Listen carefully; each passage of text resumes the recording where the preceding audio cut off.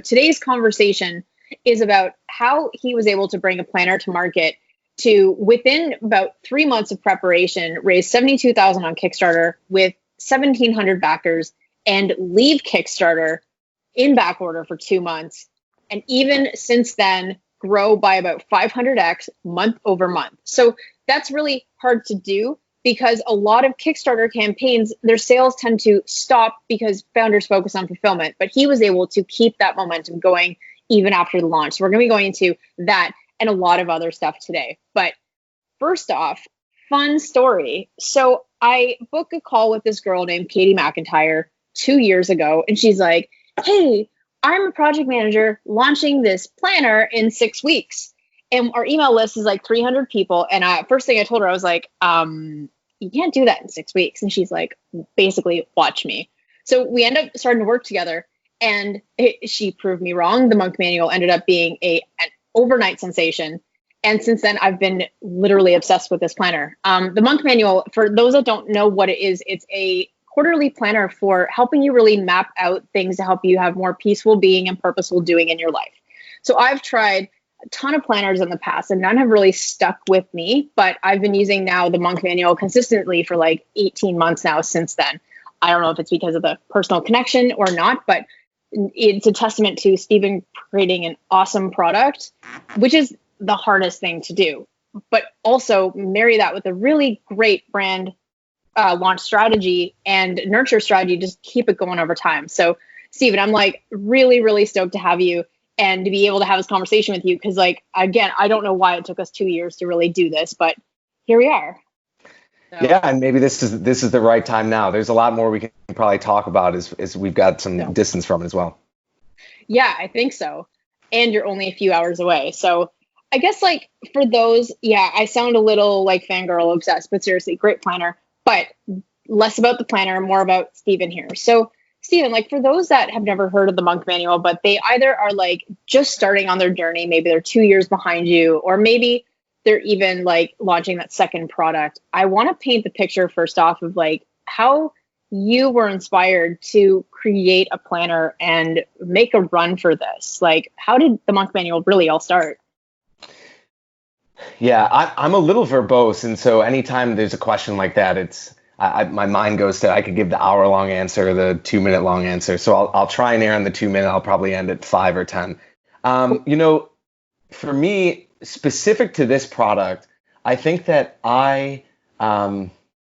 there's a lot of things I was realizing just personally that led me to the creation of it.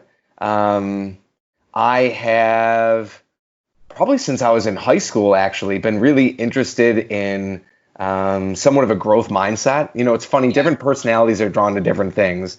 And when I was in high school, I was into like RPGs, like video games, right? Where you'd be upgrading characters, doing things like that.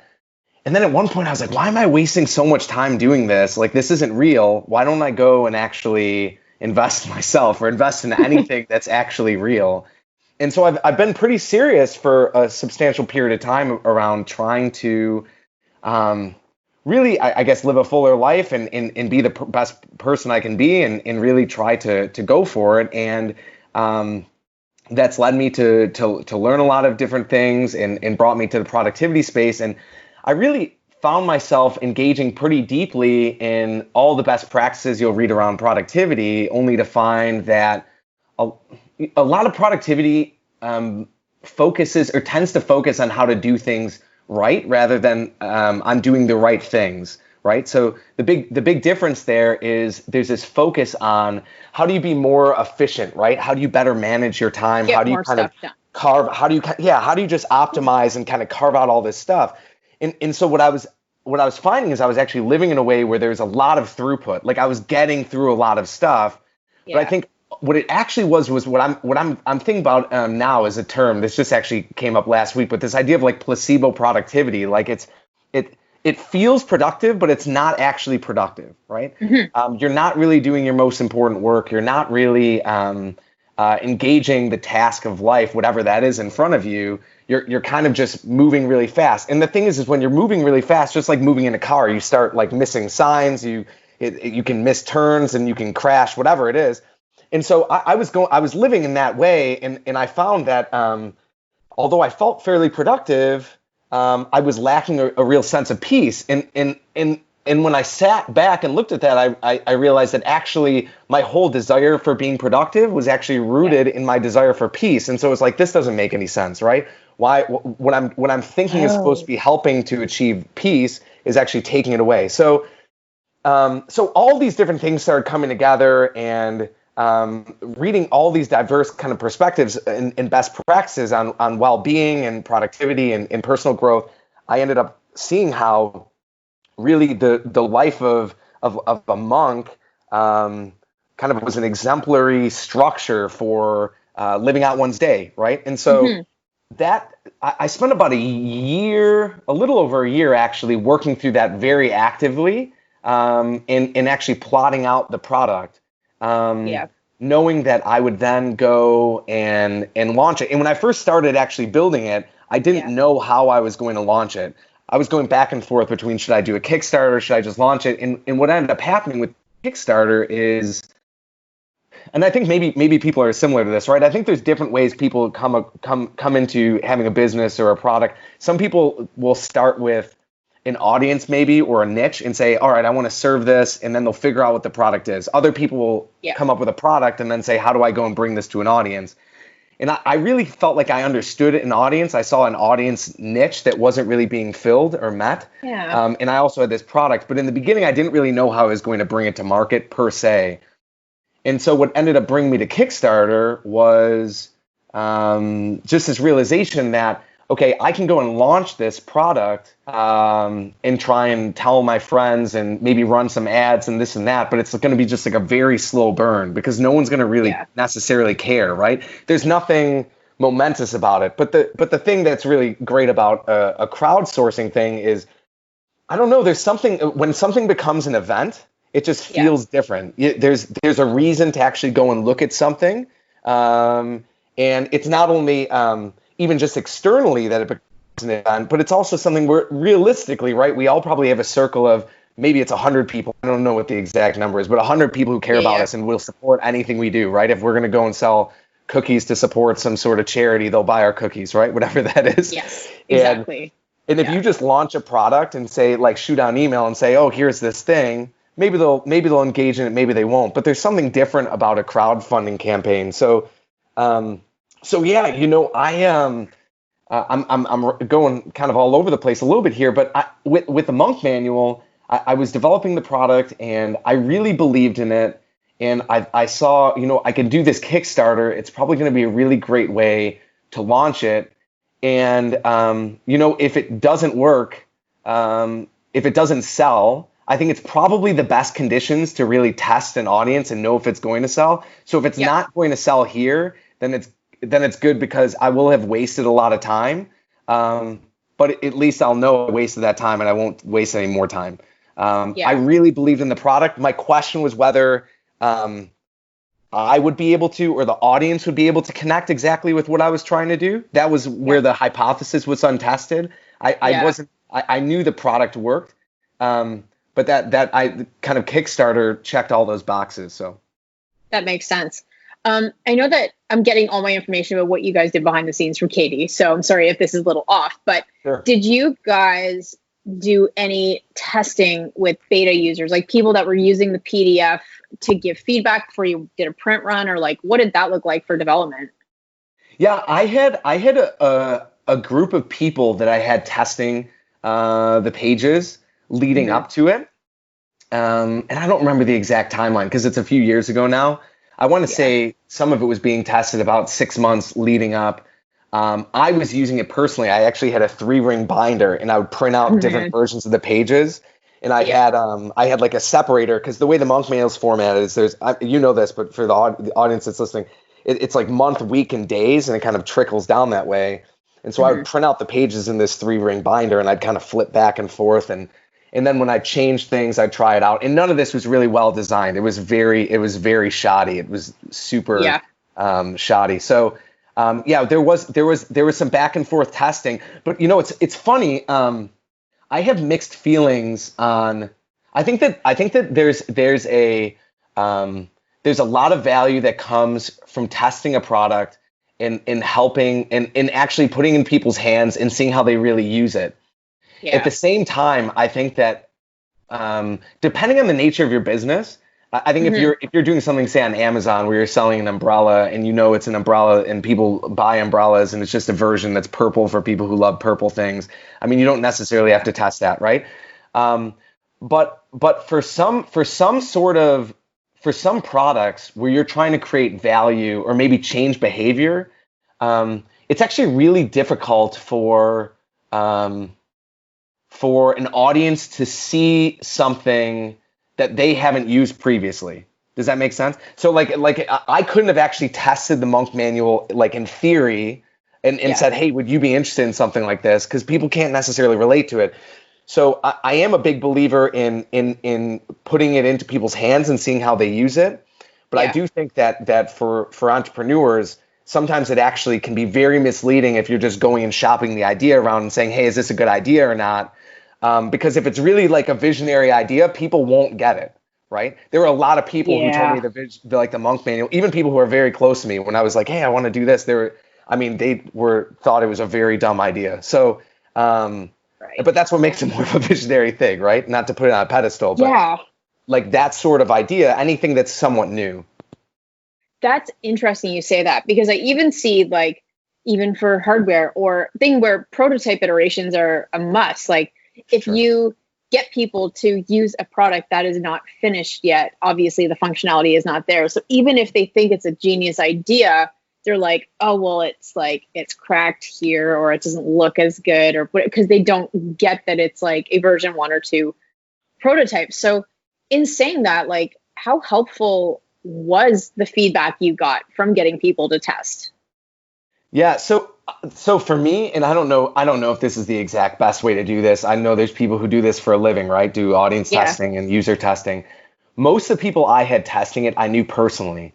So what that meant was I could translate the feedback they had, and I knew the lens. When you know someone fairly well, you also know the lens through which they kind of experience the world. Right. And so you're able to, in some ways, balance certain things. So if someone's very detail oriented, right? If I give, I'm more big picture, my wife's more detailed. If I give my wife something I've written, she'll often say, man, this is really rough, right? And the reason it's really rough is because there's typos. To me, when I hear really rough, I think, okay, the ideas are wrong, the whole thing's wrong. To her, it means there's like typos and grammatical mistakes, right?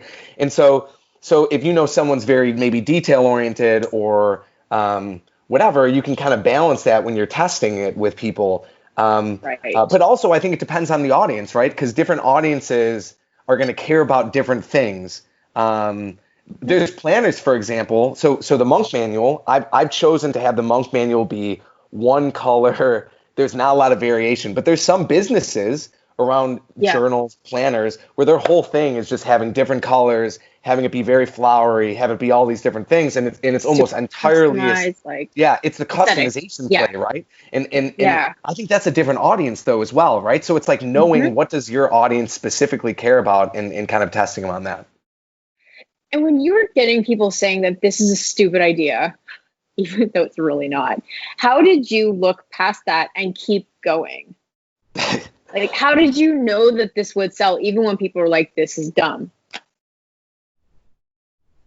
I mean, that's a great question. I think I think there's a few things. I think one of it is a little bit maybe personality.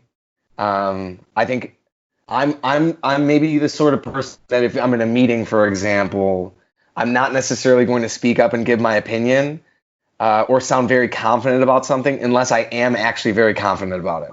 And I think that I was very confident about it because I don't know,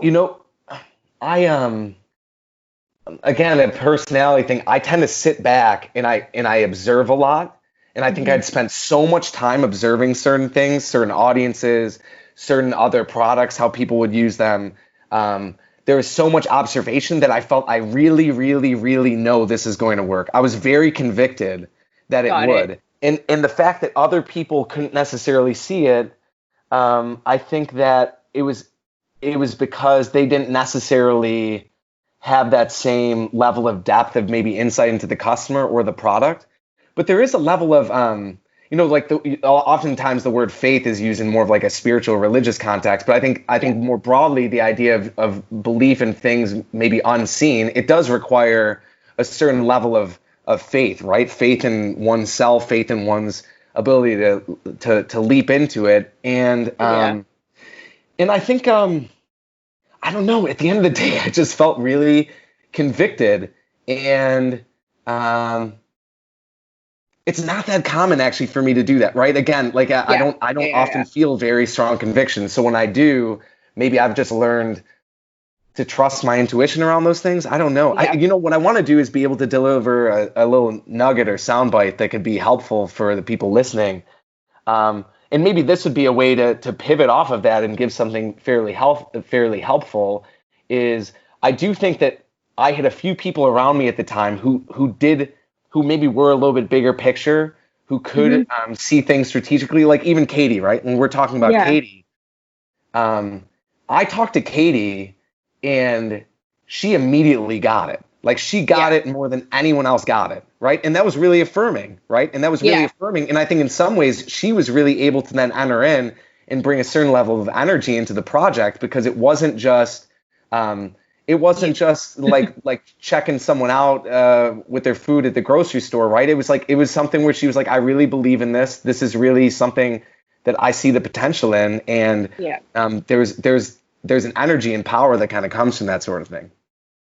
I think there is a good lesson to learn here, in that you shouldn't always listen to haters. I think you need to truly know yourself and know your gut and to follow that intuition, because there is a very fine line between an actually bad idea and bad feedback that you're getting versus that which you need to ignore. Because I think that the feedback that I take when I get negative feedback from our product ideas or whatever is that it's a well-constructed argument or other things to look out for, such as maybe you were getting feedback like, what is the differentiator with your product versus other products on the market? Okay, that's not negative feedback. That's something you can run with and refine your message further, right?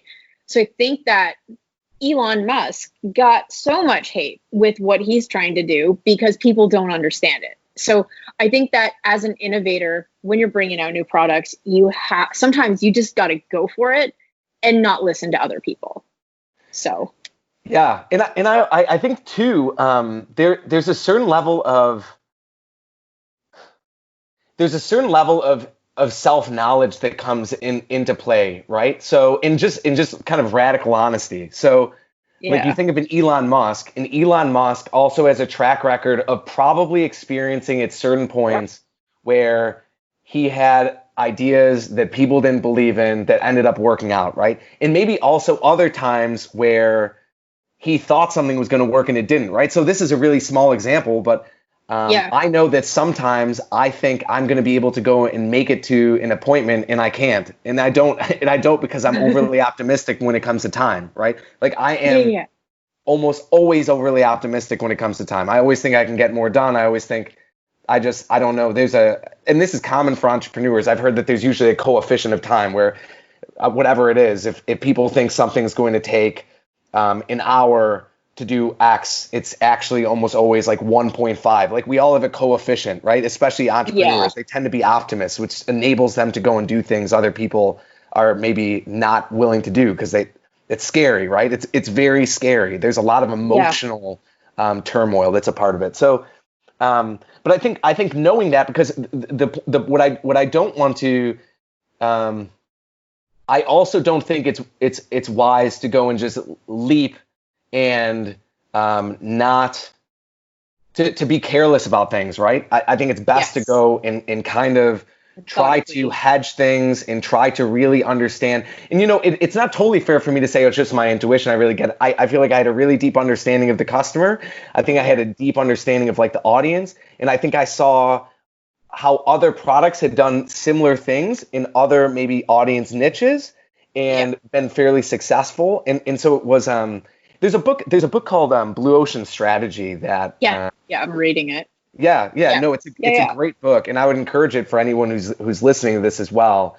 whether you get it through Audible or otherwise. But the idea is that you try and find it's all about essentially finding a niche, right? An underserved market and providing the value there. And so it's kind of like there's a story of two people who went to Africa. This is, I'm sure, a made up story, but two people go to Africa, like businessmen, right? And they work for a shoe company or something, and they come back to report their findings. And the one guy goes and he says, our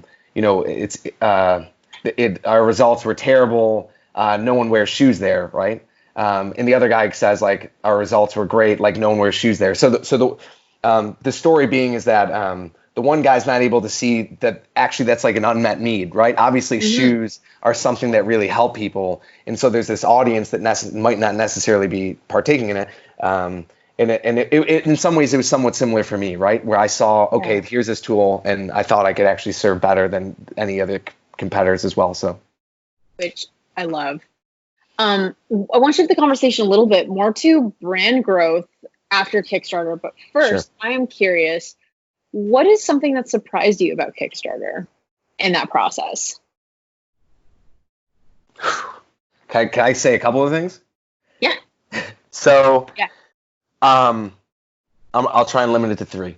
You know, it's funny when Katie actually approached me about bringing you in to work with us, right?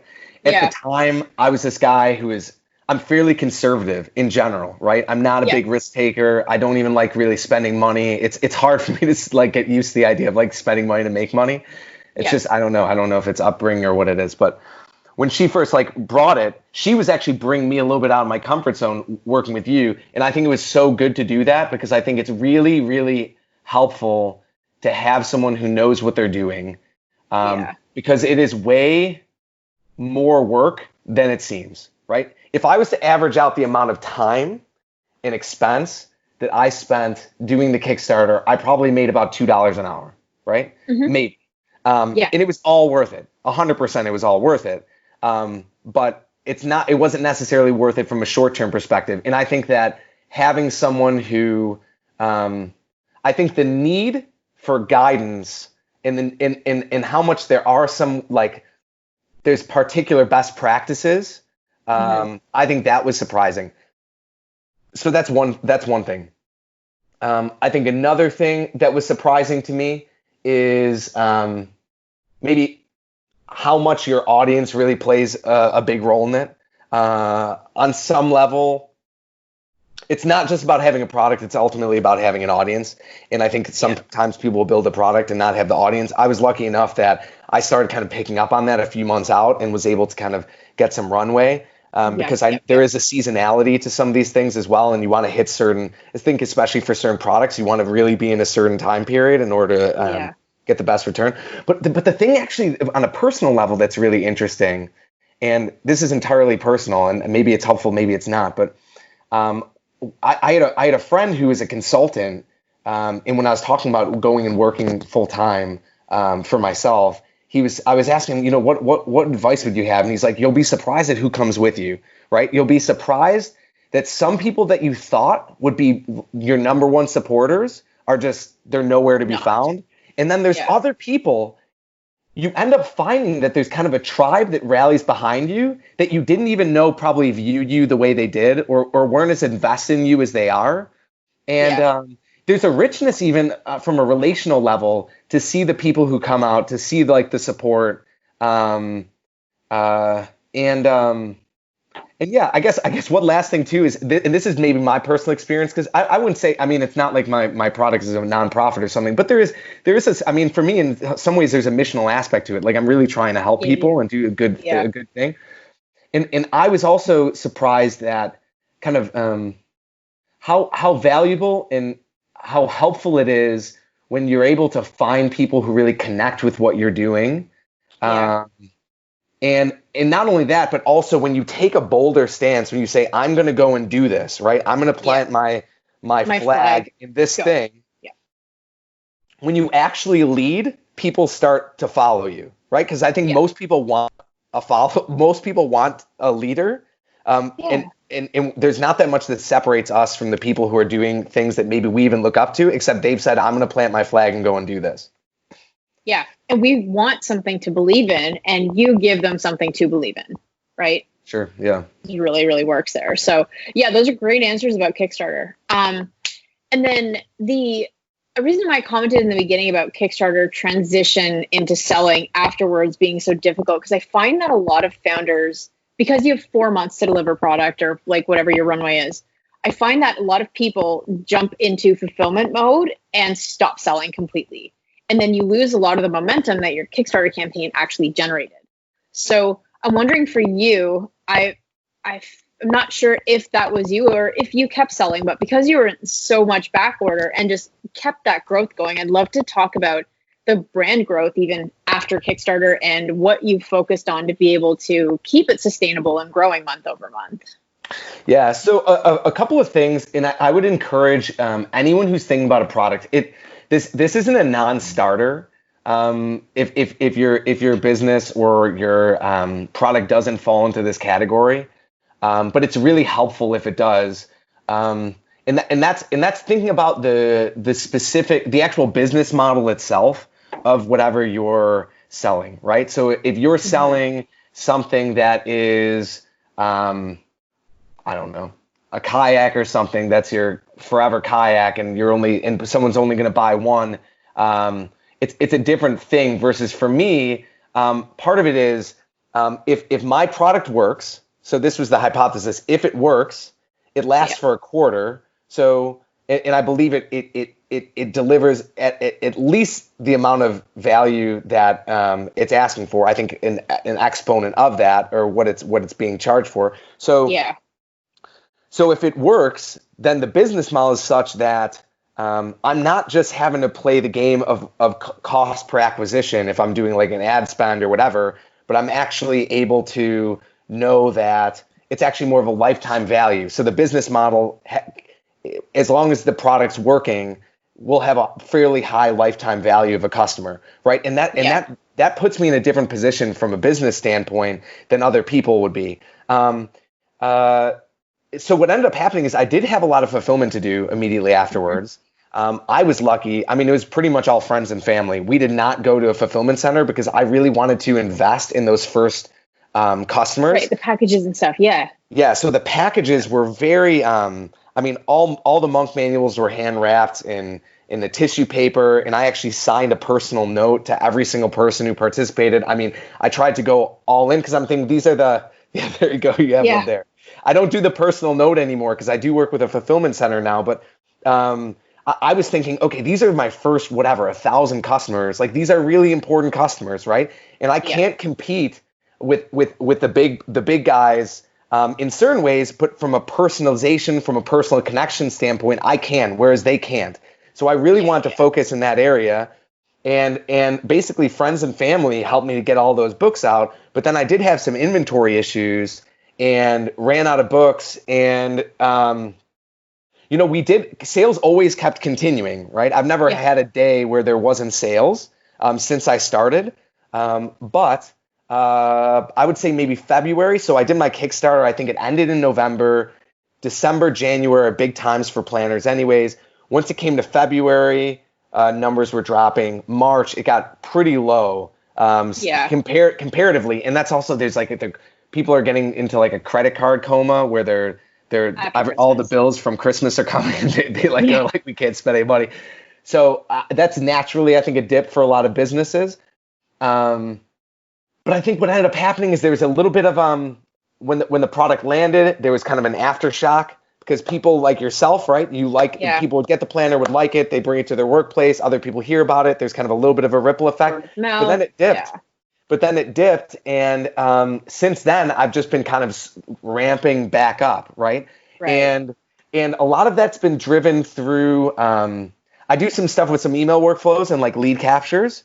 I do some things with some Facebook ads, some affiliates. There's a number of different marketing channels that I'm using, but it is for me, a lot of it's from the very beginning, I wanted to really focus on the long-term brand play versus the short-term return. And part of that is because I think that's like a good way to do business. But another part of that is like, I think that's a good way to, that's how I want to even interact with people, right? I want someone who is working with the monk manual to feel like in some ways they're being honored like in their dignity as a person, right? Like they're not a commodity. This is not a commodity. Like they're important, right? And I would rather go deep than wide. And I'd rather honestly journey with 1,000 people over 40 years than 10,000 people who next year don't use it. So my thing's always been about trying to, in some ways, not necessarily grow slow. I mean, I want to grow as fast as I can to while maintaining a certain level of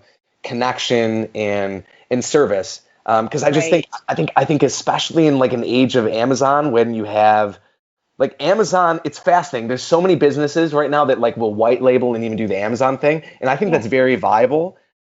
But the thing is Amazon has so much power in that relationship. And at any time they can go and say, all right, we're actually going to create this exact same product and make it an Amazon basic and you're gone. Charge you and you're gone. And we have the distribution, we have the platform, we have all these things. So I think the brands that ultimately survive long term are I think it's Amazon's. I think you do have some other big boys in there, but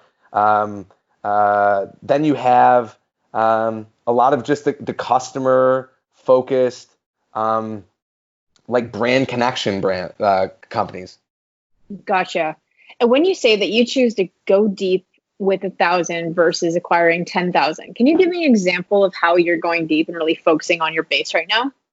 Yeah, so it's a good question. You know, we'll just keep on bringing Katie into this. So it was funny when I was talking to Katie about when we were first getting started, we were talking about retention, and she was saying how there's a lot of different ways you can look at retention, like a Planet Fitness, for example. If you think of a gym membership, right? People buy a gym membership largely because it's aspirational. They think, I want this result. But the reality is a lot of people don't end up actually going to the gym and using it, right? Yeah. And some businesses have actually gone fully into that model, like a Planet Fitness. Their whole thing is, all right, we'll charge $5-10 a month, but it's so cheap that even if people don't go to the gym, they'll never cancel. And so they have a large enough volume. I mean, she made this joke, but it's funny. Like they'll serve pizza and stuff out at their gym, right? Gosh, I know. So you see, I don't get that, but you see what they're doing. Whereas, like, if you wanted to go and do the opposite of that, I mean, maybe the opposite of that would be like a very boutique gym where there's personal trainers, that sort of thing. So what am I doing right now with the Monk Manual is I have a person starting next week who's going to be focused solely on the onboarding experience. And my ultimate goal, I don't know, I have to play this out, and I'm not sure exactly what the model is going to be. But my hope is that every single person who actually buys a Monk Manual will be assigned essentially like not a personal trainer, but in a sense a correlating type of person, someone who will be like a coach. Yeah, and maybe we have some like a database of different videos or training, but have something that's someone who can journey with them. Because one of the things that I really kind of undergirds my whole, I guess, long-term strategy around the Monk Manual is trying to strive for 100% retention, which is crazy. You know, there's no planner in the world that has 100% retention, but I also don't think there's any planner in the world that's trying to get 100% retention. And I think if I shoot for that, even though I won't get it, I'm going to do business, and I'm going to do a business entirely different. You know what I'm saying? Yeah, 100%. And that's just how I want to do business anyway. So that's one of the things we're doing. We're going to be doing some introduction video calls with people, and I'm really excited about that actually. Man, I'm stoked for that. I think we can keep talking for a few hours, but we have to wrap this up. I have another call in a few minutes. So is there, I guess my second last question, is there anything I should have asked you that I haven't?